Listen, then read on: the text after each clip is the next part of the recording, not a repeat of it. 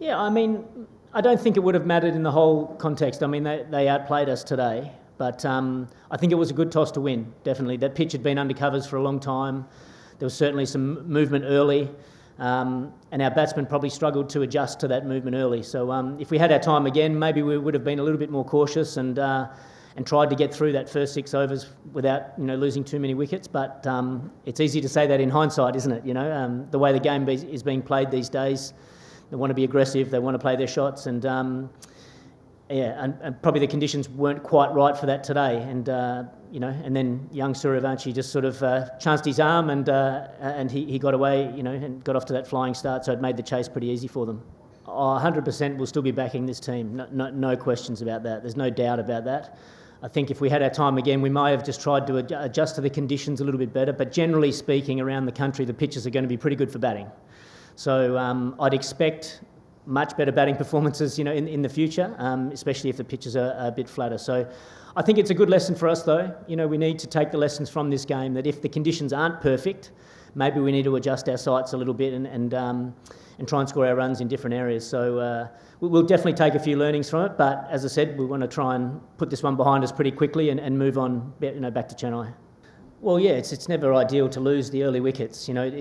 It puts players in an awkward situation. Which way do they go? Do they try and soak up a bit of pressure, maybe score a little bit slower but preserve the wickets? But then sometimes you can dig yourself into a bit of a hole. So you still need to look to keep scoring.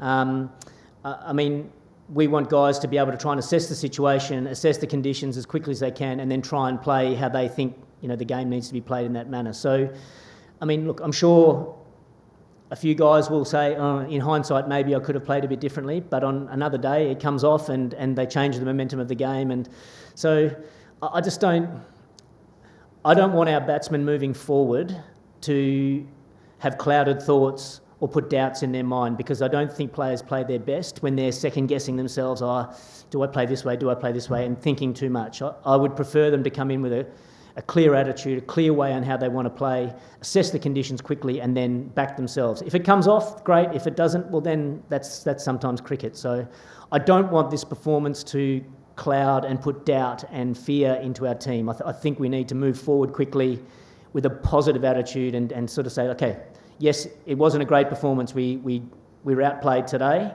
There might be some reasons for that, but let's leave that behind and keep our positive attitude moving forward. Yeah, I thought he captained well. He changed his bowlers nicely, had some quirky field positions as well, which were quite good. I love that sort of thing. I think he led the team well. But I think as a captain, you need to be backed up by your bowlers, and I think their bowlers did a really good job, all of their bowlers. With your question regarding Dubé, I mean, ideally speaking, we'd love him to come in through those middle overs when we've set a good platform, the spinners are on, because we know how damaging he can be against the spinners. And so, when we lost those early wickets against the pace bowlers, it was a good opportunity for Kartik to go in. He's a fine young player, and I think he's going to be a star of the future. And so, yeah, we just basically wanted to keep Dubé back a little bit so we could try and maximise his efforts against the spinners. Unfortunately today, it didn't quite come off. Jadeja's they know each other well. He's a wily character. He's been around a long time, and it was a clever piece of bowling. But so unfortunately Jadeja won the battle today, but hopefully Dubé can win it next time.